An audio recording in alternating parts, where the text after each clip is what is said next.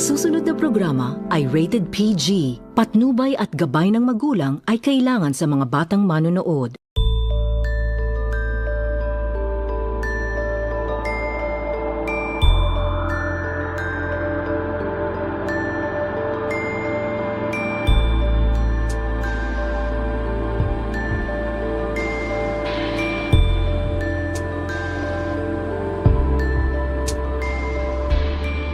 Mindanao Network, right here, right now, as promised.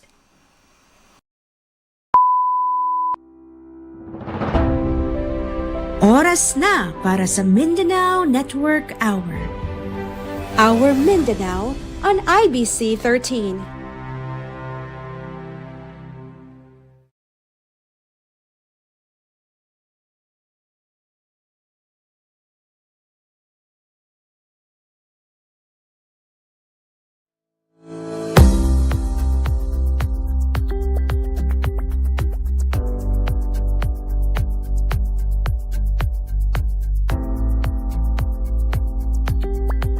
From the news desk of the Mindanao Development Authority, delivered fresh by Mindanao Network, the business and investment news updates. This is the Mindanao Advantage. Our name, our edge. Maayong buntag, Mindanao. We're all set and ready to hit the road to the Palm City of the South, Tagum City, for the 34th Mindanao Business Conference, the biggest annual gathering of business leaders, policymakers, and forward-thinking innovators from across the island. With this year's theme, Fostering Innovation and Sustainability Towards Global Mindanao, MinBisCon 2025 is set to spotlight industries shaping the region's growth from agriculture and halal economy to renewable energy and business synergy. Tara, samahan nyo kami as we take you on the road to this exciting event. This is the Mindanao Advantage, on the road.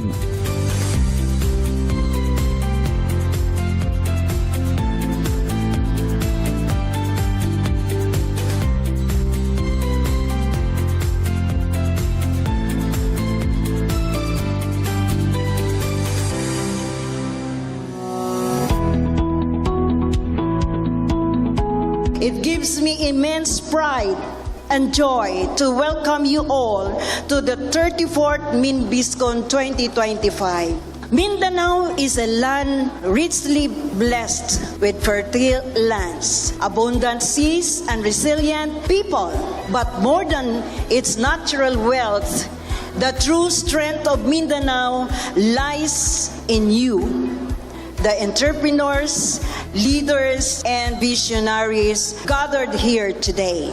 Your presence is proof that growth of Mindanao is not a dream for Mindanaoans alone. It is a shared mission for the whole Philippines. This year's theme, Fostering Innovation and Sustainability Towards Global Mindanao, speaks to a very heart of our journey. Expect exciting plenary sessions, engaging panel discussions, and meaningful networking. Expect bold ideas that will challenge the way we think and fresh partnership that will move our businesses and our entire island in the region forward.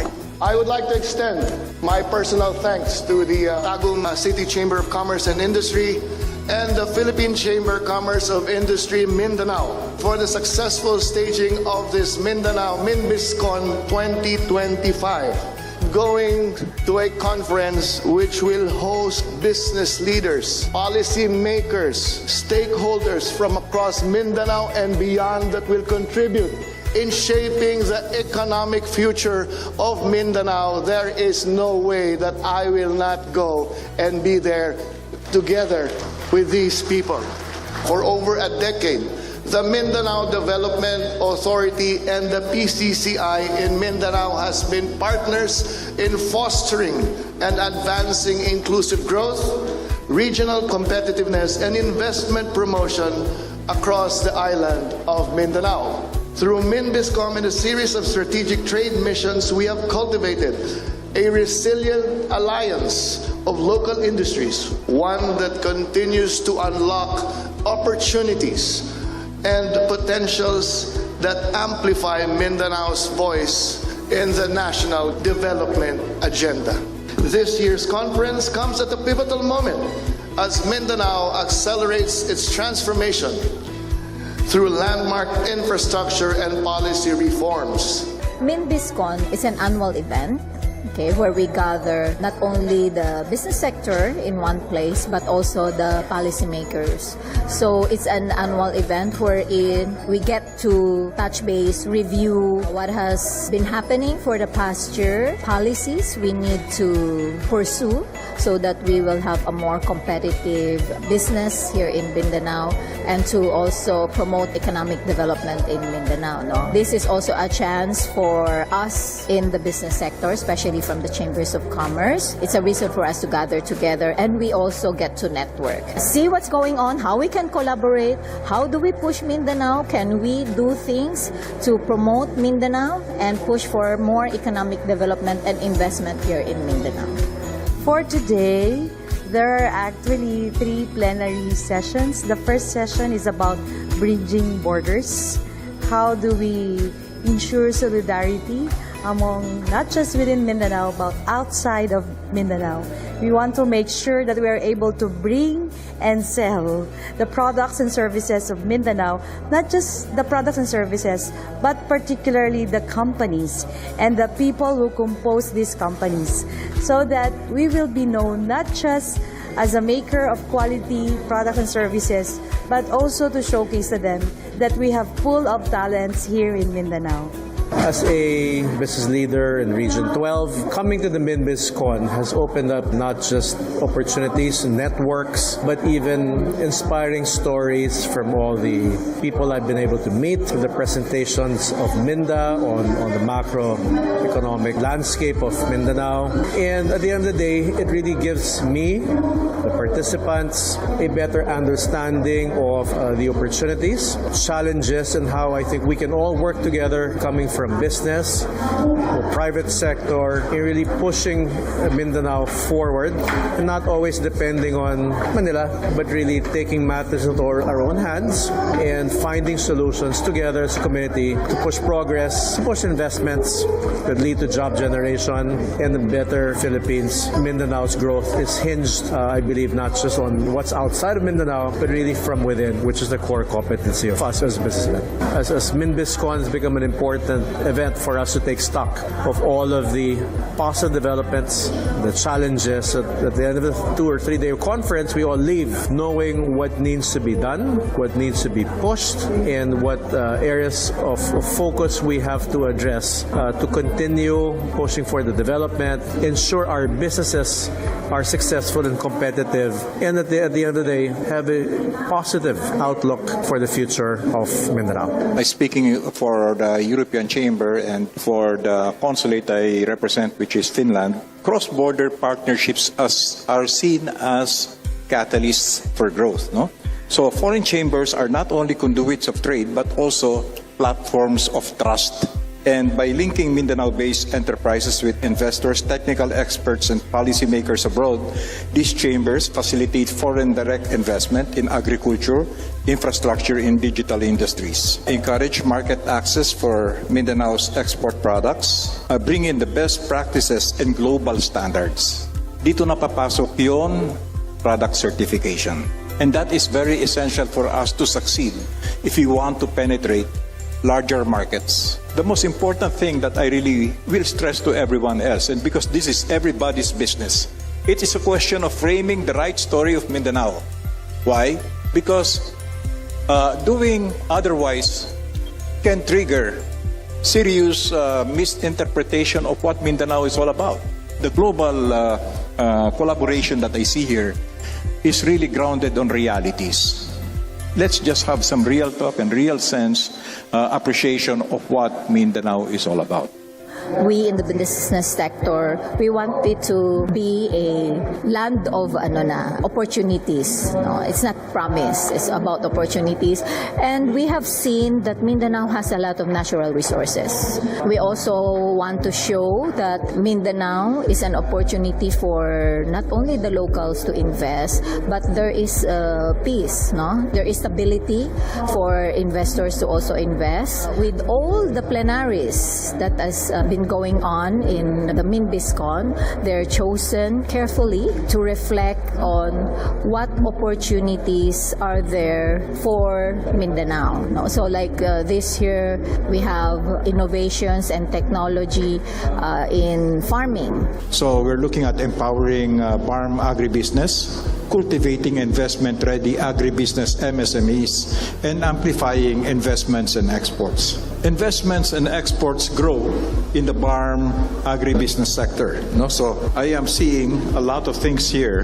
There's a series of activities that will offer the farm MSMEs an opportunity to showcase themselves as a viable investment location and partners in the agribusiness sector, as well as a competitive and reliable source of agri-fishery products. We need also to include the marginal farmers by doing training, doing specific innovation specific to the region. We need to include what are their existing practices. We need to encourage knowledge transfers and community engagement, and also the human capital development. So again, let us harness technology to secure the future of our fisheries by as much as possible trying to innovate and implement Aquaculture 4.0. Thank you. There's a lot, especially with the advent of the halal economy. You know, in our earlier times, we only know halal as stamped on the products and services. Like we usually see it from the imported snacks that we get from Malaysia or Indonesia, and now it has expanded. We know that halal is a certification. It is a standard like that of ISO. And if you are a business who truly believes in the concept and the results of halal certification, then you have an expanded market. You have an expanded opportunity, because by the time you have a thorough understanding of halal, you will be able to take a look at, I should innovate as a business so that I can expand and offer that opportunity to those who need halal businesses or halal products and services. Like me, for instance, I just knew recently that there are already halal financial solutions and services. And then, in fact, if you dig deeper into the insurance business, there's takaful that is similar to halal. In the Philippines, I believe, we have to work together. We have to innovate also the modules that we offer. Like, for example, we know that DTI is a forerunner in the halal. And then, of course, we know that BIMP, IAGA, no, they're really good at it. But how about those who are not there? Those who are not in the region. We should know and work with them so that maybe we can improve on our education system, like especially those universities and colleges who are offering hotel and restaurant management. We can work on that. And then, in fact, halal is also true in terms of financial services, as I said earlier. Cosmetics. There's already halal industry that is operating now in terms of cosmetics. Not just that, the agriculture, because our livestock also eat food in the same way that we eat food. So it's a chain of opportunity that we can have with the halal economy. There's a big market for halal. And what is the opportunity for Mindanao? We understand our brothers and sisters, especially our Muslim brothers and sisters. So there's no way that we cannot integrate halal system in our business processes, in the way we do businesses here in Mindanao. When it comes to our experience as a halal certification body, we existed since 2006. And our first client is based in Davao City, an exporter of processed fruits. That was during the time when there were no laws governing halal accreditation of halal certification bodies. But alhamdulillah, for our clients, they are both suppliers of domestic products and services. So these are dressing plants, slaughterhouses, producers of products, even food and non-food products. I think we have grown at least a bit.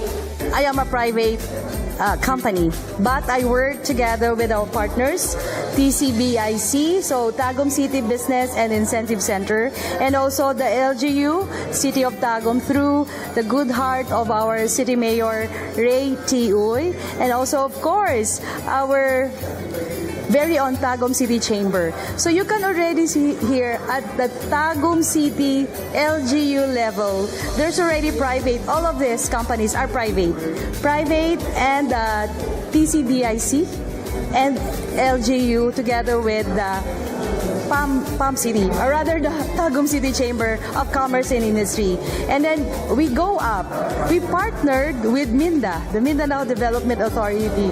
We also partnered with the Davao del Norte Province. And of course, the Davnor Business and Promotions Investment Center. So you see, this is a full private-public partnership endeavor. So we created a very cheap and affordable e-commerce that any entrepreneurs can use. And so far, we're able to do it successfully.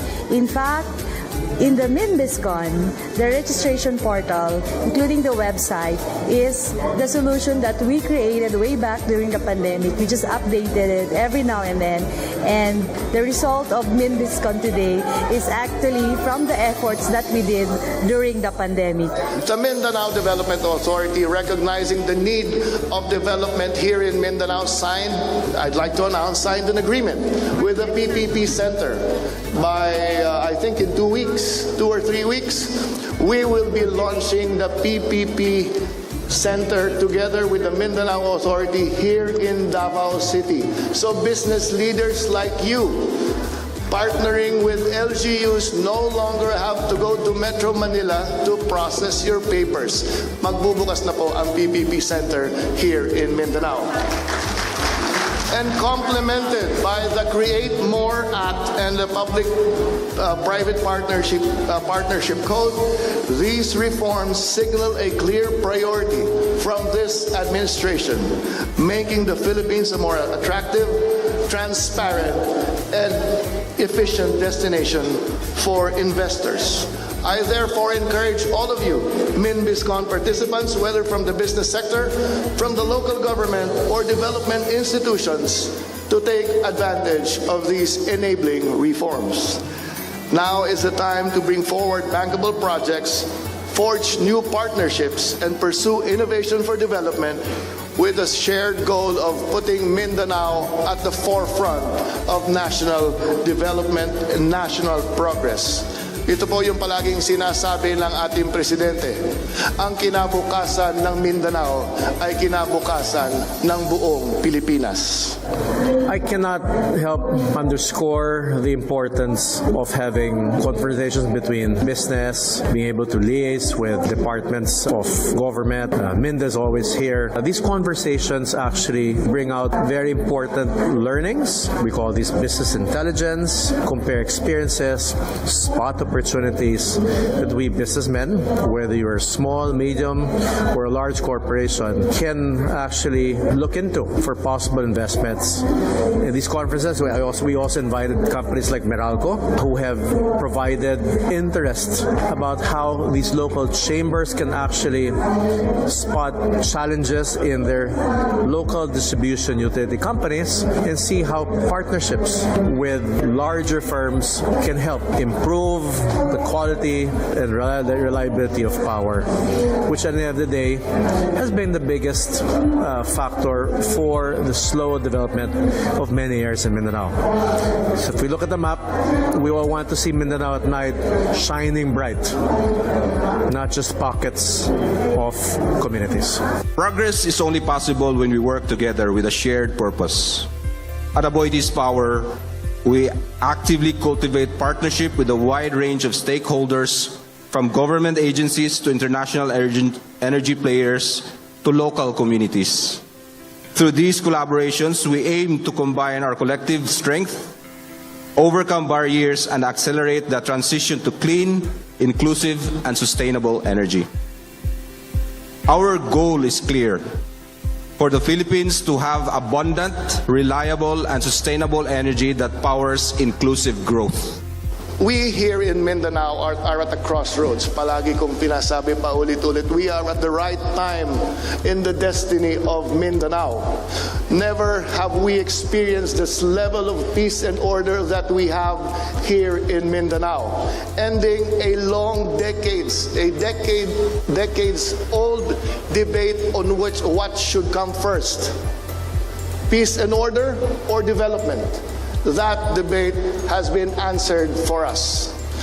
Almost all regions in Mindanao have been declared practically insurgency and CTG or communist terrorist group free.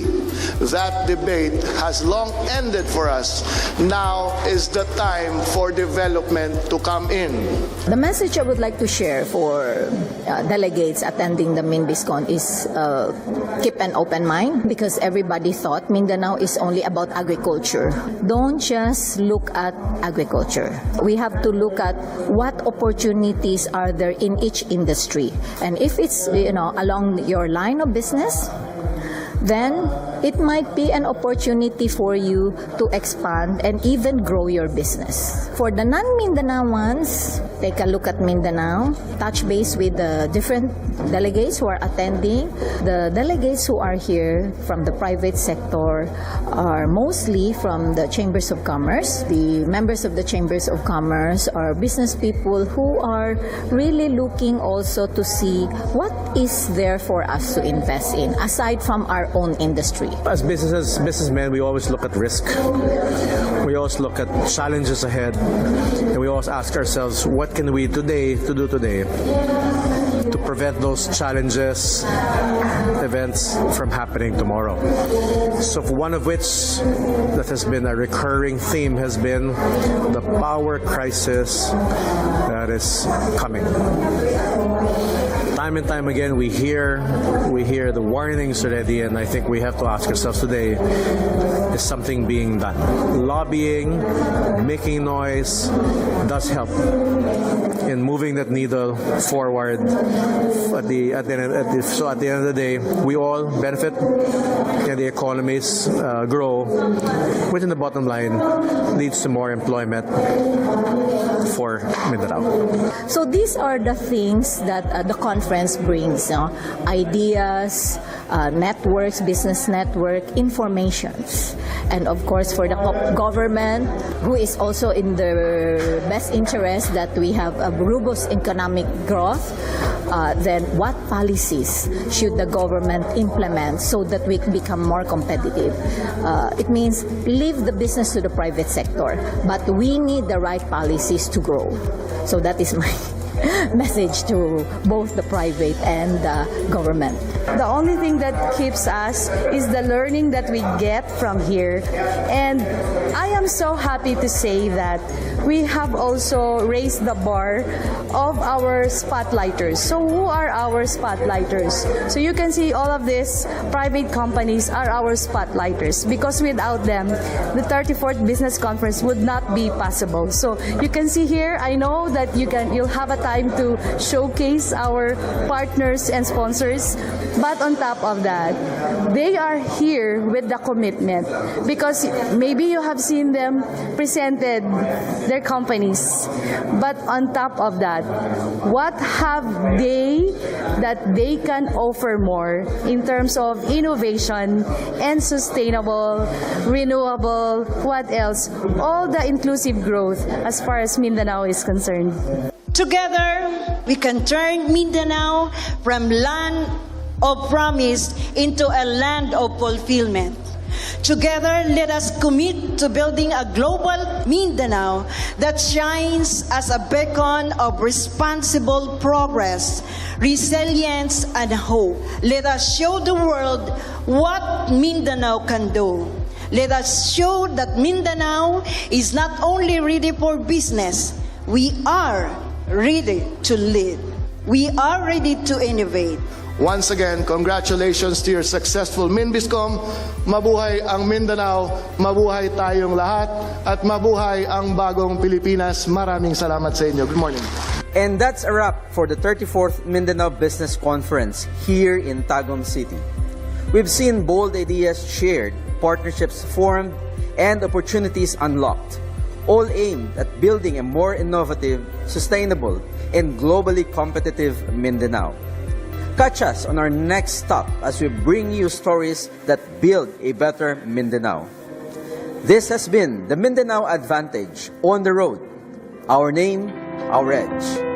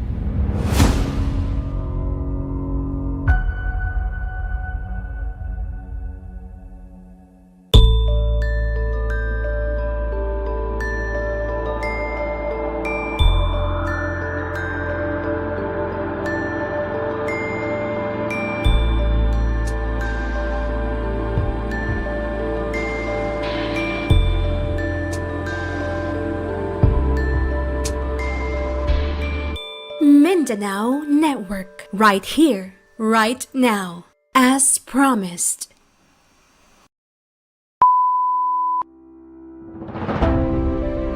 Oras na para sa Mindanao Network Hour.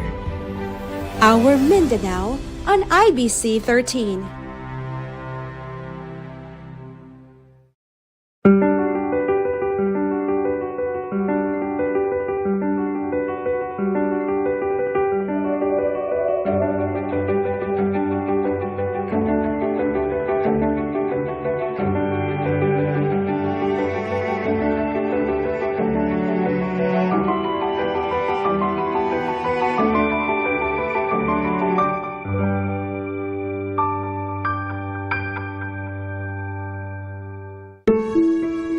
In the world of words and stories, few voices ring as boldly and as beautifully as that of Joanna Lynn Cruz, a Palanca Award-winning writer and the author of landmark works like Women Loving, Women on Fire, and Abby Nako, or So I Thought. Joanna has carved a space for narratives that are tender, truthful, and unapologetically vulnerable. Today on Alampat, we sit down with a woman who's not only written her truth, but help others find the courage to write theirs too. I'm Joanna Lynn Cruz, and I'm a professor of literature and creative writing at the University of the Philippines, Mindanao. And I'm also a writer and a cultural worker. If you look at my writing, and I always say in class, no, everything is memoir. Meaning, for me, whether I'm writing a poem or an essay or a story, it's really based on some memory of my own, from my own experience or from the experiences of the people that I know. I have a story, a really early story, early on. It's called Cello, and I wrote it in using the second person point of view, you. So it's like it's speaking to someone else. But we know, those of us who study writing know that when a story is written using the second person point of view, it's really a disguised I, or a disguised first person point of view. But in that story, I ended it by shifting directly to the I, so that the reader doesn't get confused about who this story is really about. And it's really about the I. And I end this story by saying, I am only now beginning to understand it myself. And I think that's like a through line for my career as a writer, as well as my life as a woman. That every day you're just beginning to understand yourself. There is no other voice. I think when I started writing, I chose fiction as a genre because maybe I was too young to write using, to say that this is my story. But as many writers will tell you, everyone has the right to write a semi-autobiographical first book. I think the only way to write nonfiction is from a place of vulnerability.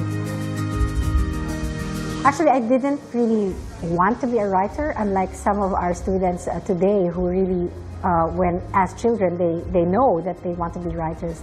I came into it quite late. In fact, at that time, I was already teaching at De La Salle University, and I had finished my Master of Arts in Language and Literature. I wanted to be a teacher. That's what I wanted to be, and I was that.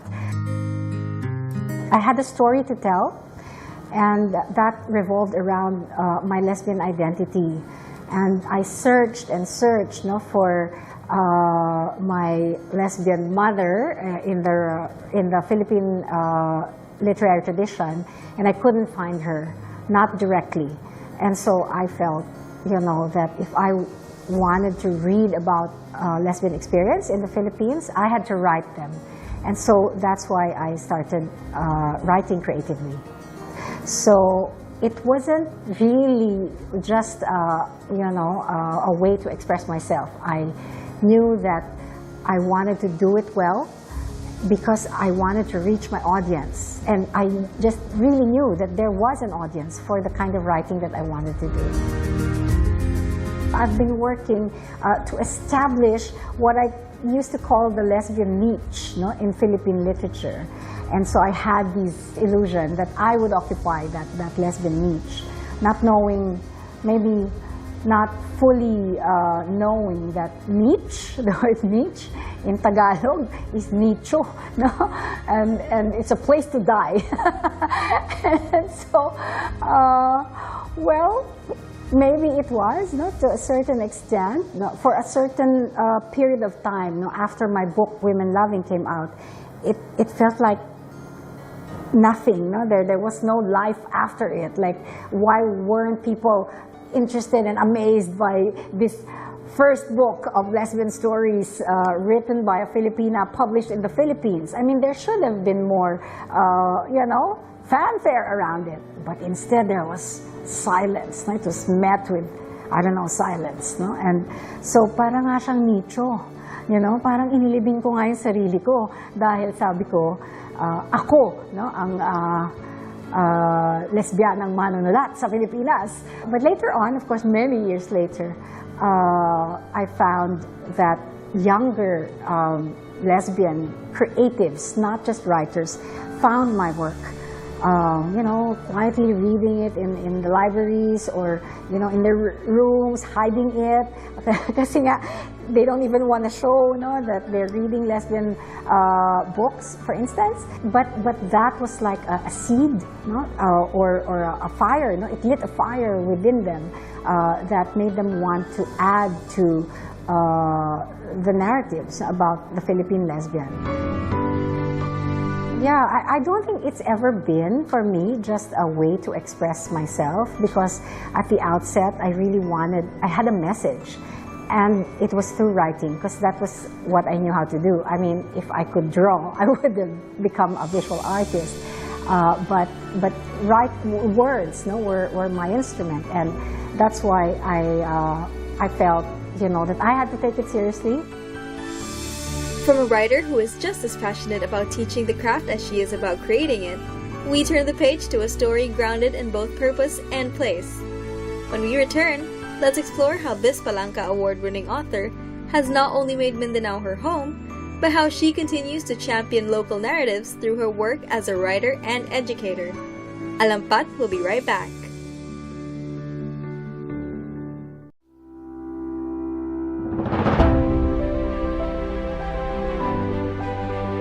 The Mindanao Network Hour. Our Mindanao on IBC 13.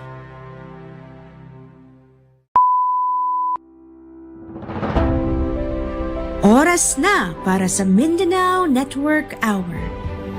Our Mindanao on IBC 13. Welcome back to Alampat. We've met Joanna Lynn Cruz as a writer and educator. Now, let's explore how Mindanao, a place she came to later in life, has shaped her voice and her stories. Well, completely changed my life.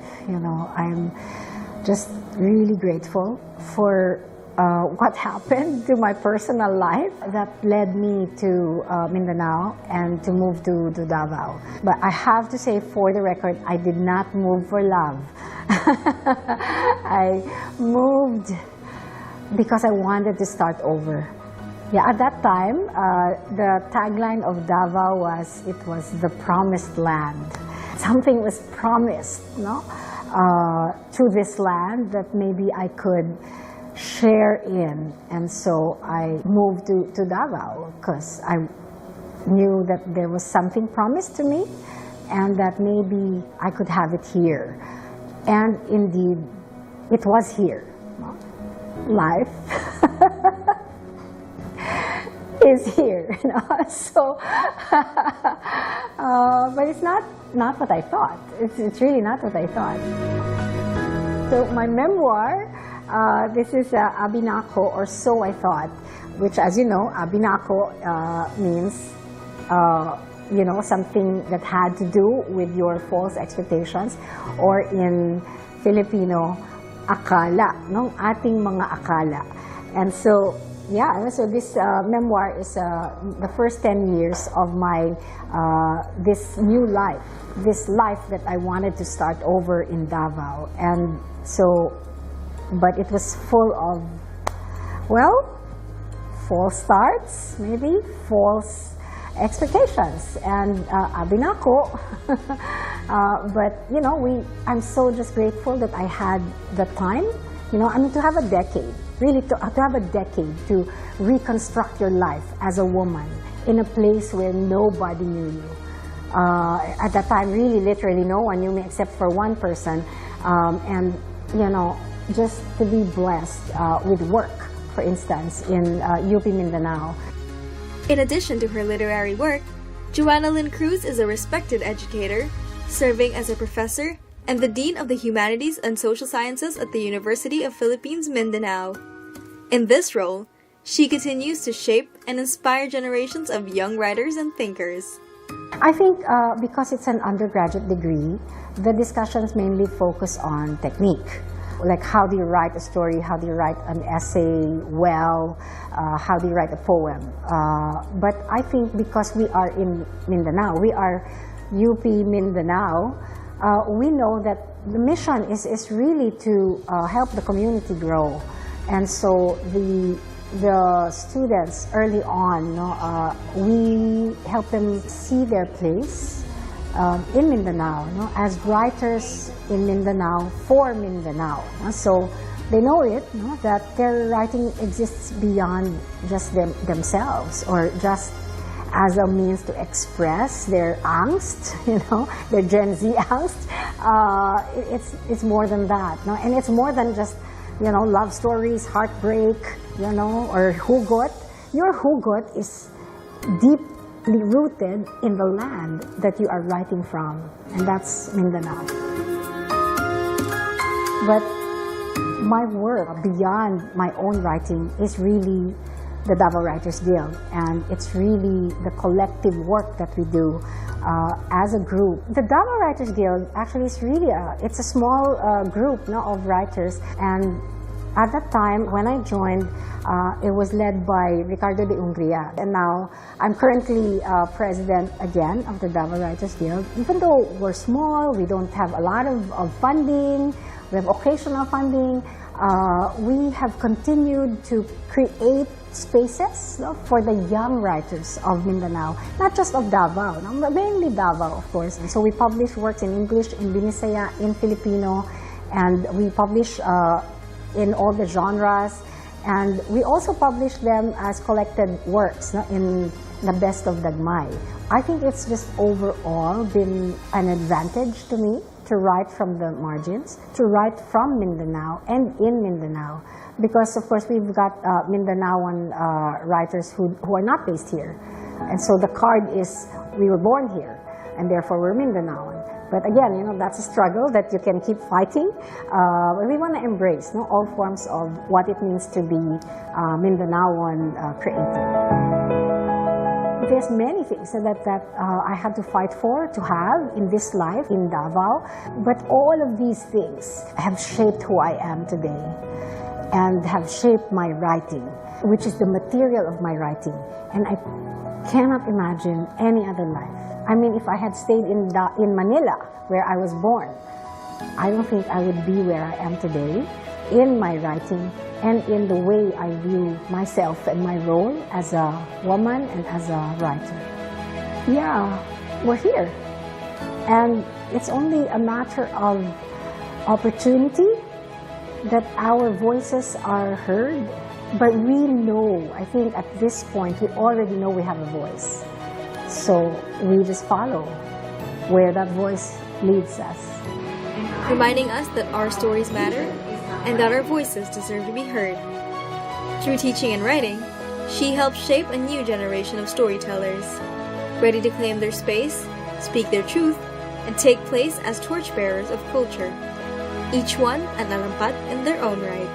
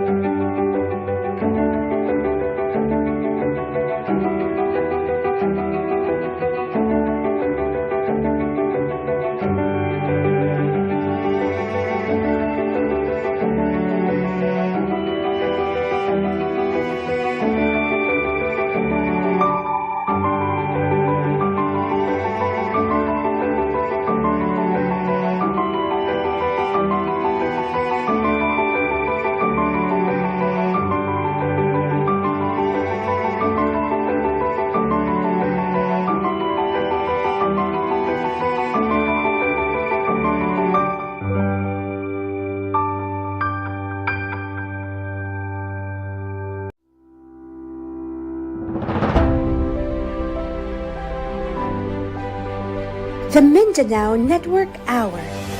Our Mindanao on IBC 13.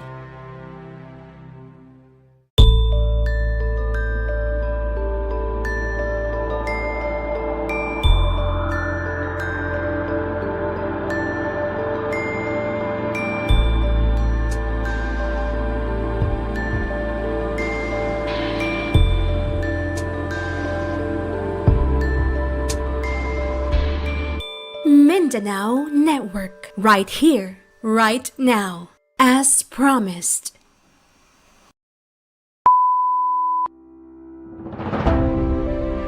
Oras na para sa Mindanao Network Hour.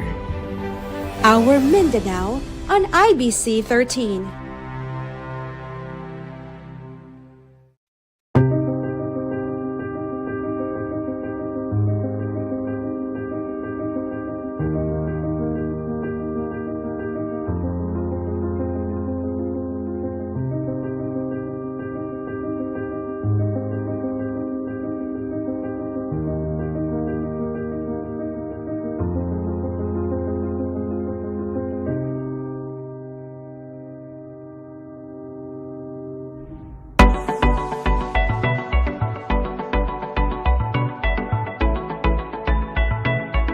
In this episode of Bayi, we meet Christine Joy Agcopra, the woman behind Thea Gems, whose story is defined by courage, passion, and purpose.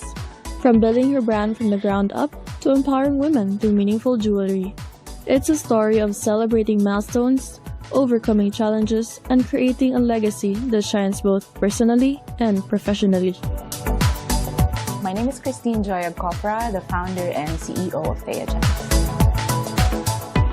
I graduated at the age of 19. I became a registered nurse at the age of 20, but I guess life took me to a different flight path. I followed my childhood dream. I became a local flight attendant at the age of 20 while starting my small online business.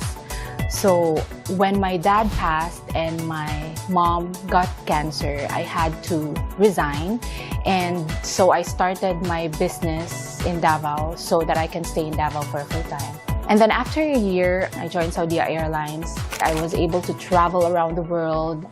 That gave me an opportunity to become a personal shopper in Europe because, of course, we know Saudi Arabia is known for jewelry, gold. So then I took that as an advantage to open my jewelry business.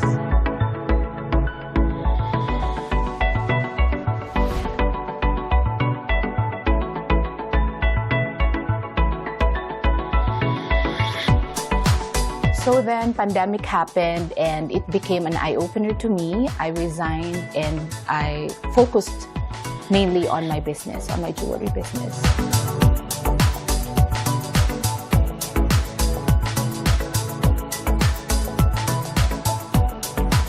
Each chapter of my journey taught me something about purpose. So what sparked Thea Gems is the realization that jewelry is more than just a material piece.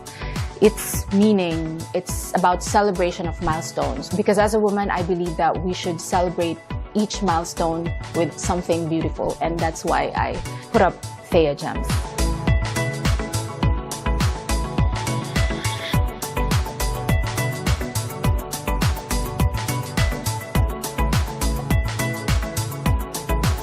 During my days off as an international flight attendant, when I'm just meant to take a rest and just take it easy, I always find myself drawn in the gold souk or gold market of Saudi Arabia. And that's where I started investing jewelry for myself. So from then, I just started doing live sellings from my supplier stores, and a lot of my clients from way back who are still my clients up to this very day trust me with their symbols of celebrating their milestones. And for that, I am really grateful.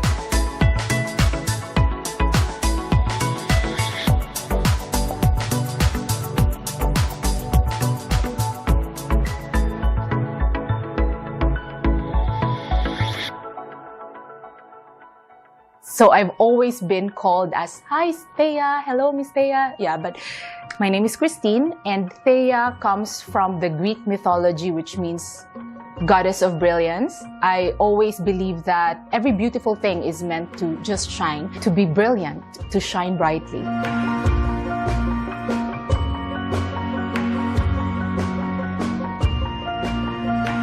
Through this journey, this has helped me embrace my femininity confidently.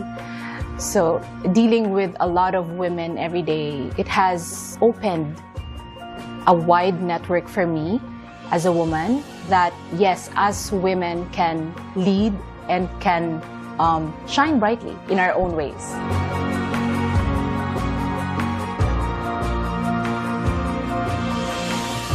So through the years, I believe Thea Gems has not only helped me grow professionally but also personally. And through Thea Gems, we always envision to celebrate every relationship, every connection, and every milestone beautifully. When Bai comes back, Christine Joy Agcopra opens up about the challenges of growing Thea Gems from the ground up, the women who continue to inspire her, and how her journey has become one of empowerment, purpose, and meaningful milestones.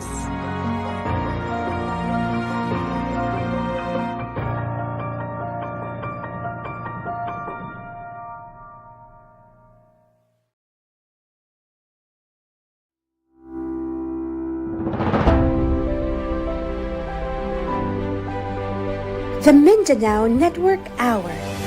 Our Mindanao on IBC 13.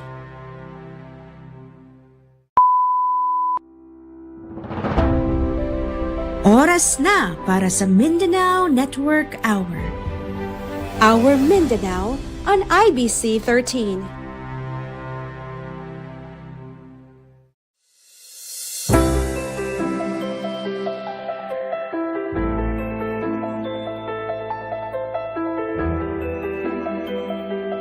A while ago, we heard how Christine Joy Agcopra embraced her direction and career detours that eventually led her to where Thea Gems is today. Now, she opens up about building her brand from the ground up, the challenges that shaped her resilience, the purpose she discovered along the way, and the power of women supporting women in every milestone. It's still a walk in the park, in the Jurassic Park though. There were definitely many challenges I've faced during the years since I built this brand from ground up on my own. Coming from a humble background with no connections, it was all really my hands-on approach, dedication, and passion that kept me going. I am most grateful to the people who until this day has put their trust in me.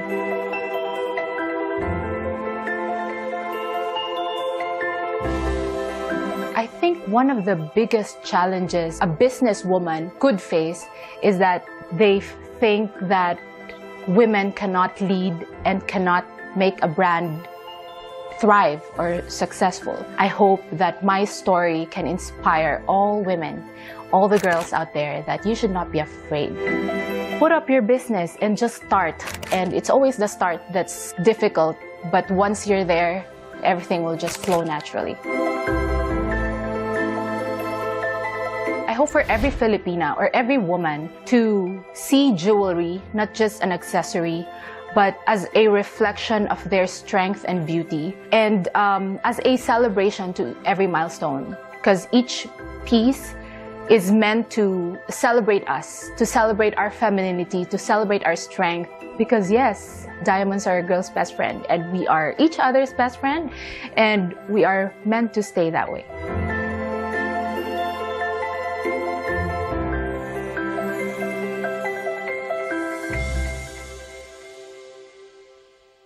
The good relationships I've built with my clients, especially with women, have really inspired me and kept me motivated all these years. I've had a lot of clients who turned into really good friends. Every milestone or every encounter with a client is really memorable and is really important for me. Like having their jewelry customized by Thea Gems, from their engagement rings, wedding bands, and being Thea Gems as part of those important milestones in their lives. That truly makes the brand flourish, I believe so.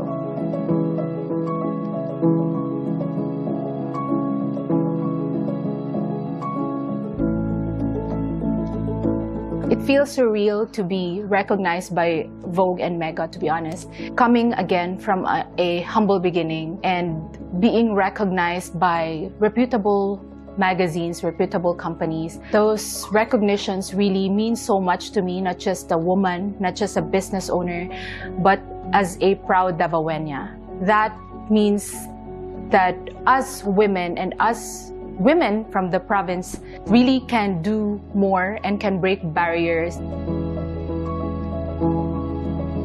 To me, it's a reminder that no dream is too big if you just stay true to your passion. Don't be discouraged by failures because trust me, it's just part of the process. For the next chapter, all I can say is that the best is yet to come. I believe there will be more milestones to be celebrated, more meanings, and more women shining. Christine Joy Agcopra's journey reminds us that redirection, resilience, and purpose can turn even the most unexpected paths into something meaningful. Through Thea Gems, she continues to celebrate women's strength, milestones, and brilliance in their own lives. And in true Bayi fashion, her story shines as a testament to the power of Mindanaoan women who lead, inspire, and break barriers.